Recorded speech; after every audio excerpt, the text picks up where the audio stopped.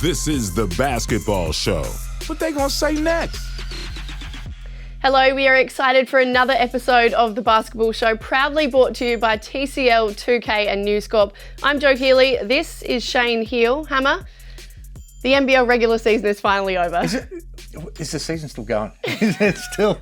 We're not still on this year's NBL, are we? We're getting into the finals. Okay, this is good. the exciting Bring part. on the playoffs. We're going to put them under the spotlight to start with and go through the different matchups. Okay, let's go. Up first and fourth, it's United up against the Phoenix. I know that you are on the United bandwagon. They're going to win, but what can Phoenix do in order to push this series? They beat them last time they played. Yeah, Phoenix have got the talent. I just don't trust them. There's something that's missing for them being consistent against the best teams. And I think Melbourne United win this 3-0. There's no doubt if they get hot in Phoenix. 2-0 even, but okay. Sorry, 2-0. If they played 3, it would be 3-0. All right, that's what I'm saying. That's how confident I am. I think it's 2-0. And I'm just not sure that Phoenix defensively can be able to get it done against the might and the power of Melbourne United, who are just, they're running all systems. What do you think? I'm probably with you. I think of the two matchups, that's probably the one that could be pushed a little bit further and go to a 2-1, but I think Melbourne will make it through. Yep. Sweep. Get the broom out. So the other matchup is, of course, Perth and the Hawks. No Bryce Cotton. No scoring. I feel like if you're Illawarra, you're rubbing your hands together going, this is a massive opportunity. Oh, huge. Imagine playing Perth without Bryce Cotton, because that whole team has just been built around him and his scoring expertise and the way he's been able to facilitate as well from all of the defence that goes around him. But neither team is great at scoring. Perth now have to find solutions. I'm not sure they've got the people that can step up. That is going to be a low-scoring affair. I'm going to go with Perth 2-1. Really? Yep. I'm going Hawks 2-0. A sweep? Yeah, I think they'll get them. I think they'll get them in Perth, and then they'll come home. Have you been COVID tested? Have you got a fever? No, I'm good actually. Really?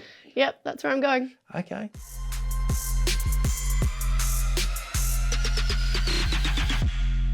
It's time for our TCL starting five. We'll start with the NBL and this coaching merry-go-round that people keep talking about. It is. First point of call is the Kings. They're looking for a new coach. They have had some time to look, given the fact that they let Adam Forde go a few weeks ago now. Do you think they go local or look overseas?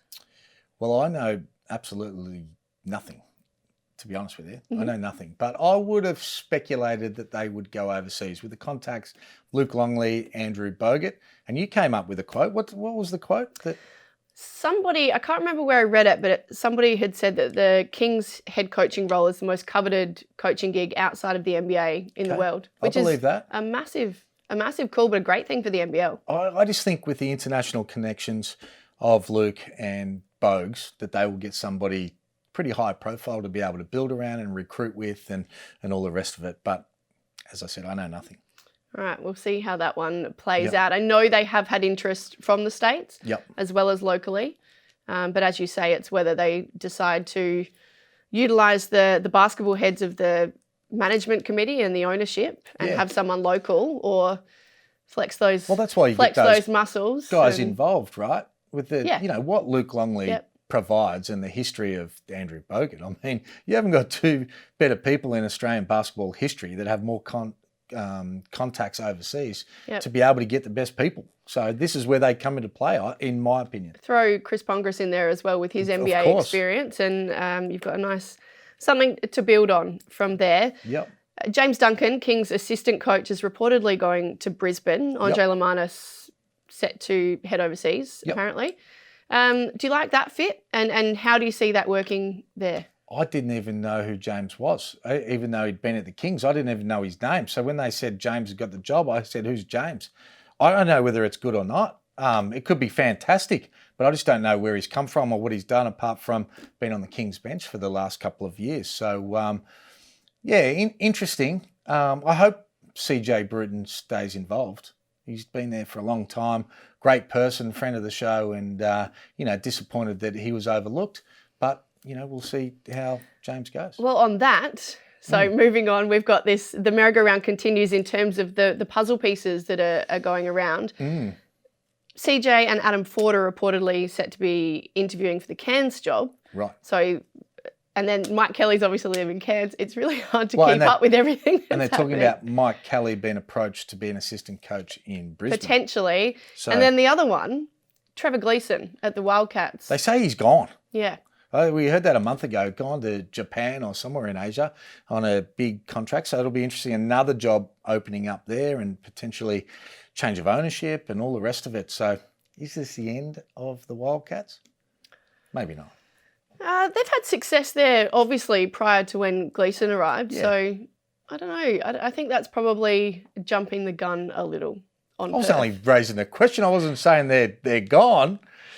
Right. We'll see what happens. Let's go overseas now. Yep. Talking of coaching departures and player movement and things like that, Terry Stotts, after 9 years at the Blazers, he's gone. Is leaving them. Yep. We'll find out where he turns up as well. Somewhere. They just, Dame Lillard has called out Jason Kidd and said he's the guy that I want to be coaching the Trailblazers next season. He said no. He politely declined. So where to now if... I have no idea. If somebody as powerful and important to the organisation as Dame Lillard is not getting his way, does that then create some fractures? Does he feel comfortable there next season, or do they look to trade him? I'm saying Lillard needs to come out and say, I want to be traded. I want to go play with LeBron and get rid of AD because he choked it up and sooked it up. Get rid of him.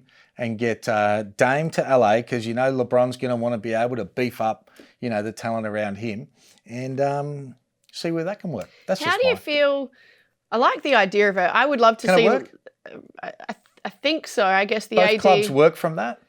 Yeah, I would ask what's in it for the Trailblazers. Well, if Lillard's not happy, you don't want your superstar not happy after so long. No, look at the James Harden scenario. So if he says I've got to go, you've got to find a way, but you've got to get something for him. And I think AD might work for them. How do you feel if you're someone like Melo, who went to the Blazers because of his relationship with Dame?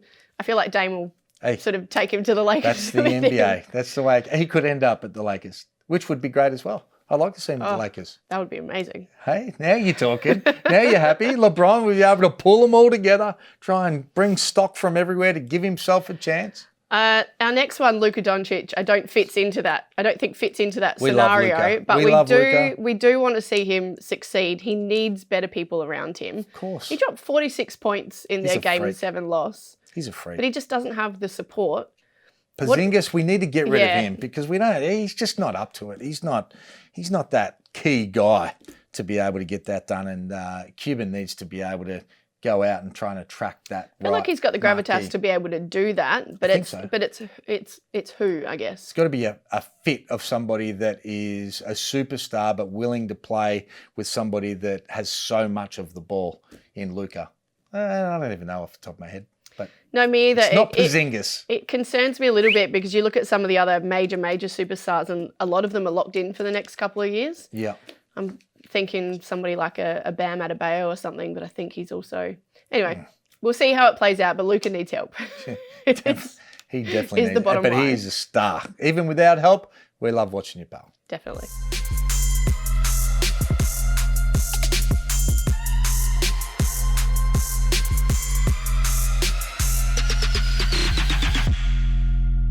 Well, it's time to go in-depth now, thanks to 2K. We had Andrew Bogut on the show last week. We talked about the NBA playoffs, the NBL, and of course his ownership with the Sydney Kings. We'll bring you part 2 now. Its focus is the Boomers and whether they can win that elusive medal in Tokyo. Well, roster on paper is sensational, but, as Hammer knows, as you know, Joe, you can't roll out that sheet of paper to a jump ball. So we also need to figure out, the elephant in the room is will Ben Simmons play? If we're going to call it as it is. We still don't have 100% confirmation about that. It's been kind of seen some comments in the media, been kind of a little bit coy from Benny. So hope he puts his hand up finally for our national team and goes out there and leads us to a medal. But we have, one of the deepest rosters in Boomers history. A lot of defensive length. Matisse Thybulle, Ben Simmons, great defenders in Dellavedova, Joe Ingles. Just a really balanced starting 5 to bench group. And I think Gorge's biggest problem is going to be who plays and who doesn't, to be honest with you. I think the top 4 or 5 is pretty easy to figure out. Beyond that, your rotations are going to be pretty hard. One of the things that concerns me, coming from old school Boomers culture and everything else and passing that down, and then guys like yourself and Joey Ingles that have done a great job, and Paddy and Bainesy and everybody else, it concerns me how it's going to look in 10, 15 years. Who makes themselves available, what it's like coming into camp, how it is, how it's perceived. How do you see all that side? I agree with you. I think it's going to be an issue. I think with the way the game's going, look, you want to, as an individual, there were times where I had to miss a campaign because my body was in tatters, and it would have derailed my following season with the NBA. So I get that, but it's now involving, what will this do for me? What will playing for the national team do for me? That's kind of the feel I'm getting, and that's just not us. You look at Team Canada, they can't get their roster to play. You look at all the Canadian players in the NBA, they'd have one of the most talented teams. They can't get them together. No one puts their hand up, because it comes down to, what is this going to do for me, where it's kind of the wrong mindset. It's, what can I do to help my country win an elusive gold medal, especially for Australia, that we've never had a medal. So that is a concern. A lot of it's going to be put on, making sure Daly, Joey, Paddy pass that on to the younger guys, but then who are the younger guys? The younger guys haven't really been involved yet. This isn't a knock on them, but the younger guys buying into that Boomers culture probably haven't had that instilled in them yet.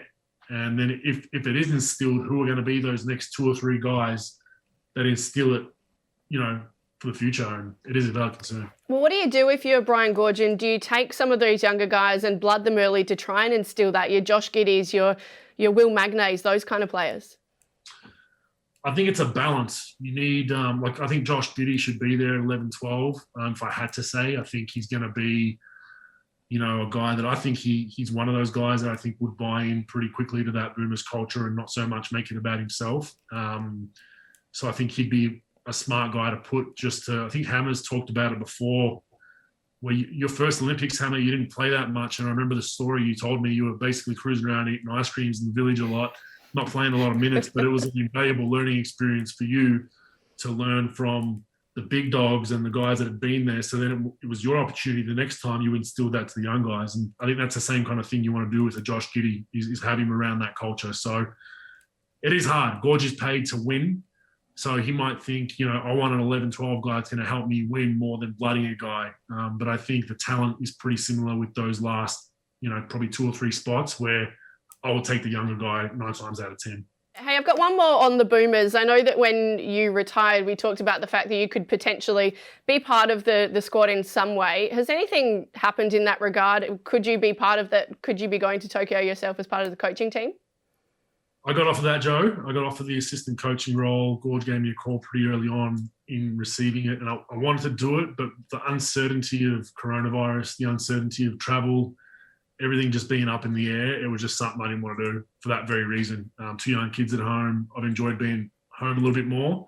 If this was a normal year with no virus, I would have put my hand up and done it, but it was just too soon from retirement. A word of advice I got upon retirement from some people that I trust and trust their opinion was, don't jump into something just because you're leaving something. That's generally the wrong decision. Take some time, decompress, and then you'll make the right decision about what you want to do. And that's kind of the main reason why, I turned that down. Not ruling it out for the future though? Oh, definitely not. I love the Australian national team. I love being involved in basketball. I want to be involved in basketball with some capacity. I think I'd struggle jumping straight back into a professional role, because it's just the travel that kills me. It's being away from my kids at probably the most vital part of their life.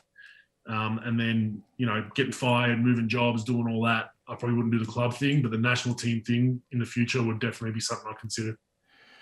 Well, we appreciate you coming on, mate, and well done with the Kings. Glad that you're still involved in the NBL, and especially here in Sydney with the Kings. And no doubt we'll see you at a Flames game.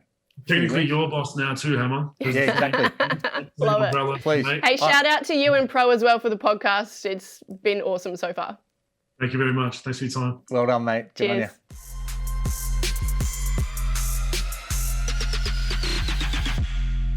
It's time to talk NBA playoffs now. We'll bring in former NBL MVP Derek Crocker, as we do every week. D-Ruck, hello to you. Want to start in the East? It's the Nets and the Bucks. Brooklyn off to a good start, although that injury to James Harden certainly a concern for them. I think he lasted 43 seconds. How do you see that series playing out? Joe, I think it's going to be tough from here, and I'm sure much to Shane's delight, he was happy to see James Harden go down because that's how much he hates James Harden. But look, the Nets still have KD. They still have Kyrie, but I'm worried about the supporting cast. Can they hang up? Can they handle the duress that they're going to face from the Bucks? Because, Shane, the Bucks are only going to get better in this series. This game was a way for them to feel themselves out, and they've also got to go back to Milwaukee. And when they go back to Milwaukee, it'll be much tougher. So I think Brooklyn's got to get game 2 to have a chance to advance. Well, you're probably going to be surprised, mate, but I think Brooklyn can actually win it. Maybe their defense is going to be better without your man Harden. No D in Harden, we know that, Derek Rucker. So maybe defensively they're going to be better. Blake Griffin's been good. Joe Harris contributed in that first game. They all knuckle down, they play their roles, and they allow their superstars to do what they're paid to do. They only needed 2 superstars in Kyrie and KD anyway. If they can't get it done with those 2 guys, they don't deserve it. How good was Blake Griffin in game 1? I think he had a double-double as well. It's nice to see him back to his best or close to. No doubt. I'm not sure I want to rely on Blake Griffin getting me 18, 20 points every game, though, to advance. I'm not sure that's a healthy method to get that done, Shane. What do you think?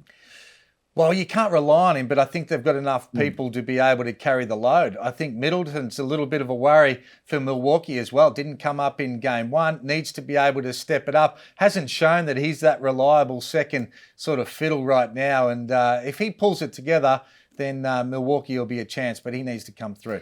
All right, guys, the other matchup in the East is, of course, the Philadelphia 76ers and the Hawks. Atlanta got up in game 1, much to, I think, a lot of people's surprise. I saw Rob Perez tweet something along the lines of, Philly, he's your problem now, talking about Trae Young, of course. Derek, where's that one going?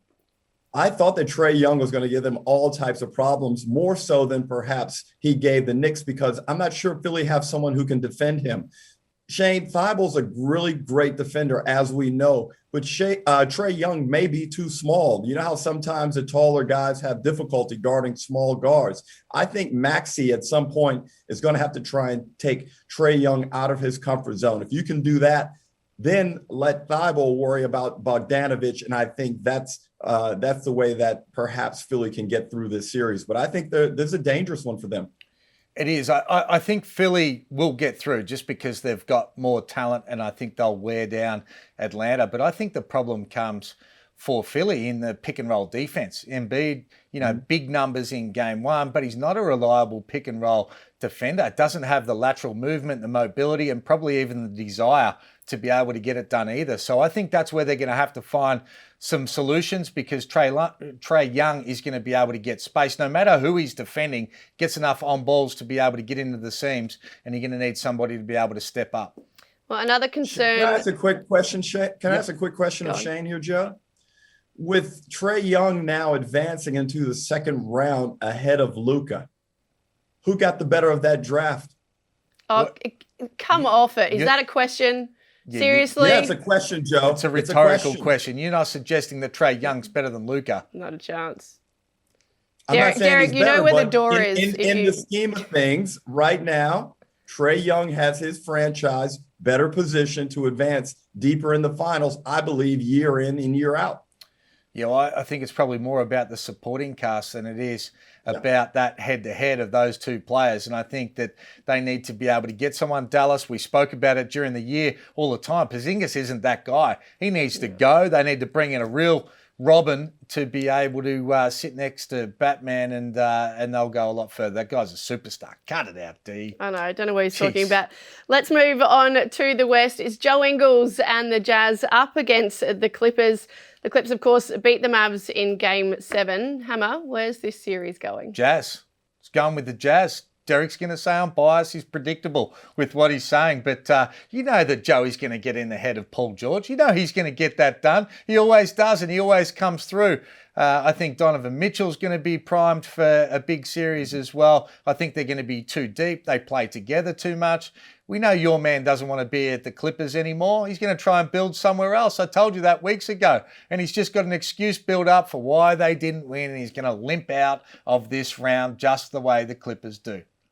The Clippers lost the Jazz series when they beat Dallas. And I just think too much emotion, too much energy was expended in getting over the Dallas hump. They're going to go up to Utah in game one. The altitude is going to get to them, Shane. You've played up there. They're going to get run out of the gym. Donovan Mitchell is playing outstanding basketball. Utah just looked like they're clicking again. Gobert looks good. I think this is the final series that they win this season. I wouldn't mind seeing a Phoenix-Utah Western Conference Finals. That would be outstanding. And as we know, Joe, I know you don't want to give me credit for this. I picked Phoenix to come out of the West like 3 months ago, and y'all looked at me like I was crazy. Yeah, and then you changed. The same way you just looked at me when I said Trae Young is doing better right now than Luka. And then you changed. You couldn't stay with them from 3 months ago. You chopped and changed and picked a whole lot of teams. Could have made the same argument for the top 8. I reckon you changed that many times. That, of course, is the final series that we're talking about. They're up against the Nuggets. Is it about Chris Paul being fit and being able to survive this series?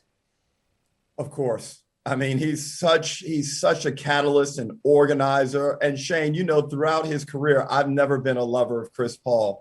But I think my whole mindset and my admiration for him changed when he went to OKC and I saw what he was able to do. And then this year, the influence he's had on Devin Booker is amazing. And right now, you'd have to say Booker is one of the most 5 dangerous players in the NBA. And I think it comes down to combinations. You have to put the right people around each other. Yeah. Chris Paul's such an organizer. He's not an aggressive scorer. He wants to facilitate, get the ball to Booker at the right time. Booker wants to be the recipient of that. And so that's why it makes him a great combination. They're lethal. Chris Paul wants to play the defense, and he's got that dogged mindset that he wants to win a championship. He's putting this team in the perfect position. I would love to see Phoenix and the Jazz, 2 great teams that play the right way, be able to get through where they haven't built these big superstar teams that are sooking it all the way through when things don't go right. Yeah, let's hope it happens for Phoenix's sake and that Chris Paul can keep his right shoulder on, because that's what's obviously giving him a bit of trouble at the moment. Shout out to DeAndre Ayton as well, who I think is playing pretty impressive basketball. Let's move on to points made now, guys. We mentioned Philadelphia before. Ben Simmons, he was good in game 1, but he's had some trouble from the free throw line. We know the Wizards targeted him, deliberately fouling him, sending to the line. Hack-A-Simmons is what my rundown says here. How much of a concern is that for Philly? Shane, I think it's a big problem. And this is one of the things that LeBron had to overcome early in his career, was the apprehension to attack the basket late in the game for fear of going to the line and failing. And Ben Simmons, he has to improve his free throw technique. When you look at that left arm and how it flails outward, it's just not a natural stroke. I think, however, there is a great opportunity for him to correct it. Now, getting back to the series, it's going to be a problem because at critical times, it doesn't have to be late in the game. You can just do it in the second quarter when you feel Philly's on a run or you feel like your team is on a run. Bang, you go Hack-A-Simmons, let him go to the line and roll the dice with the points per possession. Well, and it is a problem. Have we ever seen a dynamic guard, a superstar guard, ever been hacked before? Have we ever seen that? I think at times, maybe years ago, when Westbrook maybe wasn't going through a great stretch, but it wasn't something that you could do over the course of a series. Yeah, and the biggest problem for Ben is his technique needs work, but it's all between his ears. And I teach all of my players, as soon as you get to the line, that you have to find a way to be able to get rid of any negative thoughts. So many players get to the line and go, oh, I hope I don't miss it. As soon as you think, I hope I don't miss it, you're going to miss it. So you have to be mentally tough enough to get rid of that, have positive thoughts, concentrate on your technique, but believe. Right now, he doesn't believe. He's scared every time he goes. And you made a great point, because he's also scared to then go make plays at the basket. He was 7 for 7 in the first game. But that's not enough attempts because he's scared to be able to get fouled. He needs to be aggressive to make plays, to score points, bring other people into the game and get to the free throw and make them. But as soon as he's hacked, he's thinking, oh my God, I don't want to get to the line. And Shane, it'll be interesting also the next game, I really want to watch it and see what his routine is like. And that's one of the things you talked about, mindset for the players you work with. I also teach routine. You got to go up there with belief, but when you get up there, do the same thing every time. So your brain is calibrated. It knows what's coming, and it'll give you the best opportunity to make that shot. All right, let's keep things moving, guys. The Lakers, where to for them from here? Hammer, do they need to do something completely drastic? Do we see AD moved on next season, for example? Well, it was so predictable what was going on. I've been saying for the last couple of weeks, he's been a big sook. My mate called me on the day of the game and said, the Lakers are going to win this game. I said, be careful, mate, if you're going to back the Lakers, because if they don't get out to a good start, what's going to happen? He'll play 5 minutes and he'll sook it up and get the loser's limp. My dad taught me at a young age that people get the loser's limp. If things aren't going the right way, then they get the limp on saying, it's the injury, it's the injury. It wasn't the injury. He sooked it up. He couldn't get it done. He was scared of failure. How do you know it's not the injury? Are you a doctor all of a sudden? He's soft. Do you have a physio degree? He's soft. No, I've got a degree in being able to check people's mental toughness, and that's what it is. And he doesn't pass the test. Don't worry about that. They need to move him on and shift him somewhere else where the pressure's not on, because he couldn't get it done and he was scared. Move Anthony Davis on? Got to do something. What are they going to do? The premier players we've seen in the past 20 years. Shane, I'm surprised that someone who you went and played through your 30s, you know what soft tissue injuries are like, especially in your groin. He needs to be able to move laterally. One of the big One of the big things is soft tissue, all right? It's a massive soft tissue. Lateral movement. It's called a heart, dude.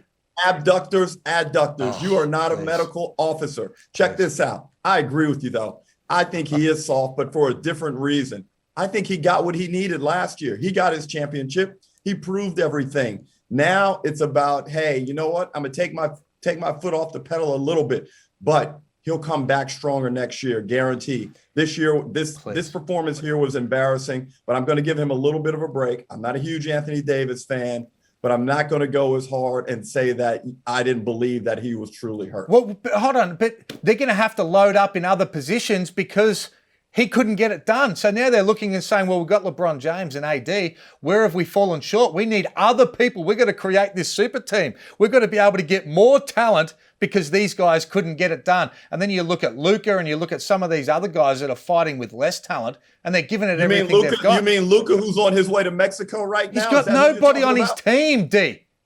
Nobody. He doesn't have all the talent that they've got. Tim Hardaway Jr., good player. Oh, please. Speaking of super teams, guys, we touched on the Nets before. Can they win the championship, though, if James Harden isn't 100% fit? D-Ruck?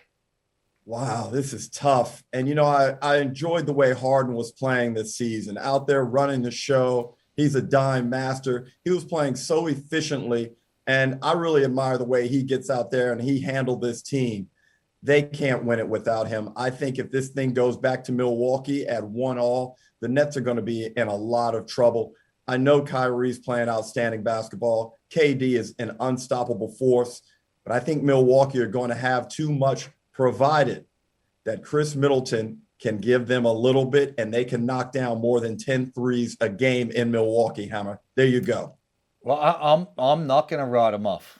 And, you know, that I'm not going to write him off. I actually think that if Harden doesn't play, those other guys are challenged to be able to step up to their full potential.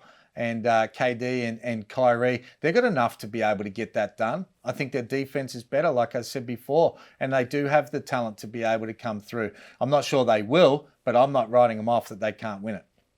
So what about this injury with Harden's hamstring compared to Anthony Davis's groin? How are you working that? How are we supposed to navigate I haven't seen yet. I haven't got a gut feel on how bad Harden is, but I did have a gut feel on how much your boys soaked it up. Toughness.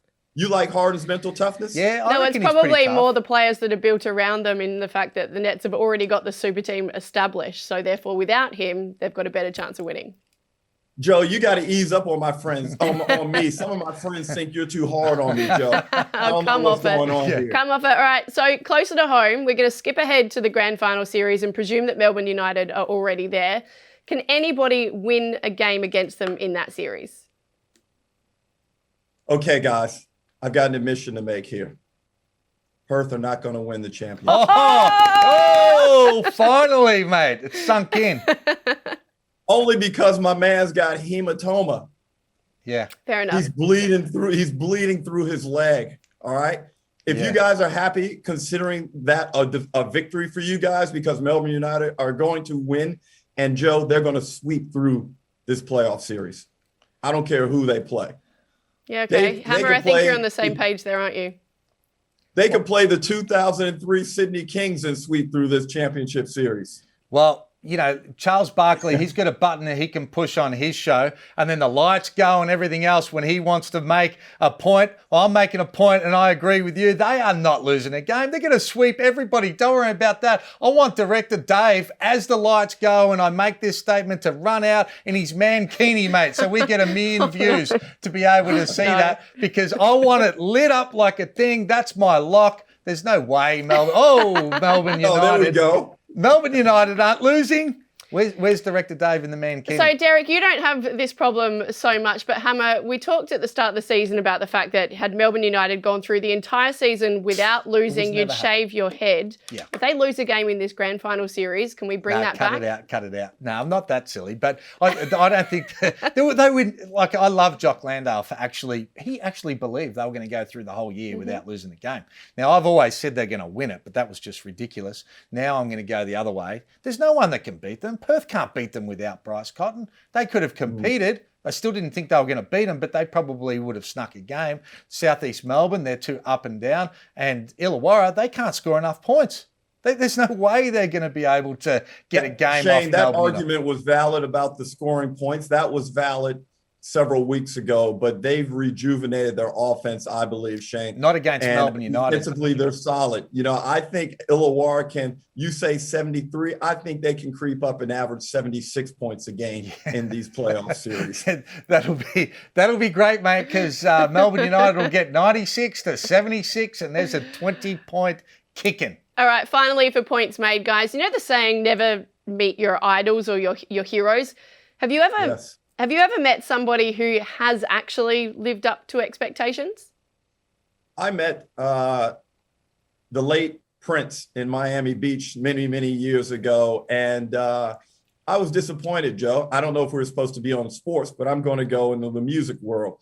So I remember watching him because I was just, amazed at him. I shook his hand. But I remember he had one of his handlers picking up his drink and putting it to Prince's mouth, and Prince would sip from a straw. Okay, I was over with that. My favorite famous person to meet was probably Michael Hutchins from NXS. I thought he was amazing. And then I've met some athletes as well. I met Michael Jordan and so forth. And no one has really disappointed me, but I was the Prince thing kind of let me down, Shane. Jeez, dropping some names over there, big time. D-Ruck. I was going to go a little bit closer to home because Andrew Gaze was my idol growing up, and I remember playing against him at Albert Park, just a pickup game when I was only a young kid, getting a chance to be able to play against the great man. I thought, wow, that's a massive head, but what a good bloke he was, and ended up being able to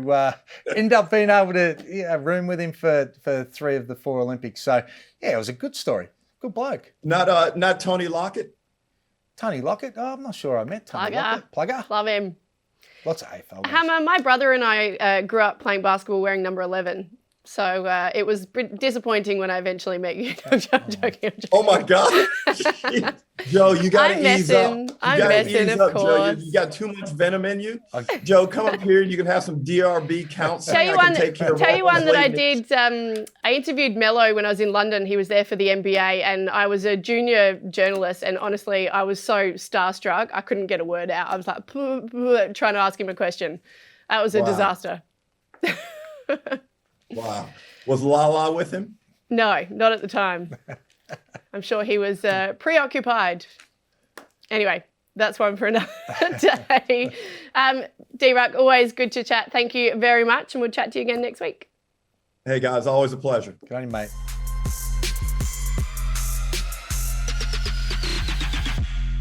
That's all we've got time for today. Big day. A fun show. Highlight of the show? Oh, jeez. I don't know. Mine's got to be Derek's admission that Perth aren't winning. He was wrong for the first time. He was not happy. Hey?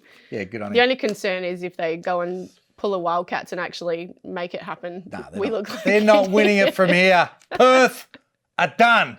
DUN. All right. Thank you guys for watching. Thank you to TCL, 2K and News Corp as always. We'll see you next week. Oh, and we'll leave you with our top 5 plays of the week. You almost forgot that. You don't even know how many games are gone. There's been that many games. See you guys next week. It's Carl Adnam kicking us off this week. He took it to Colton Iverson, the hesitation and footwork on point on his way to the bucket. Oh, puts him in the spin! Oh, my goodness. What a move. At number 4, it's Jason Caddy's bullet pass to Nathan Sobey. The pair combined for 41 points and 12 dimes in their upset over the Phoenix. Well, that's an outstanding pass again. Caddy straight to Sobey, who couldn't get it from Patterson the first time. He was too far under the rim. Second one beautifully delivered. It's another dime at number 3. Chris Golding's no-look pass to Jock Landale literally slipped past the entire 36ers team in the key. Golding, no-look dime for Landale. That's a beautiful play. What a pass from Golding. The look away. Put that thing right in Jock Landale's breadbasket. Kyron Galloway hasn't seen a lot of court time this season, but that may change in NBL 22 if he keeps doing this. Flip step into the paint. Hands it up to Kyron Galloway, who throws it down. Not a very auspicious homecoming for Jordan Hunt here in the first half. The upstairs, downstairs, let him know about it. Young fella, what a finish by Kyron Galloway. And finally, it's Hawks big man Sam Froling, the 7-footer, showing off his handle as he went one-on-one with Will Magnay. Froling gets past Magnay. Goodness! Oh my goodness! Oh my! Cooley, did you see that? Speechless. That is incredible. Sam Froling, one of the plays of the season. This is a co-production by News Corp Australia and Closer Sport.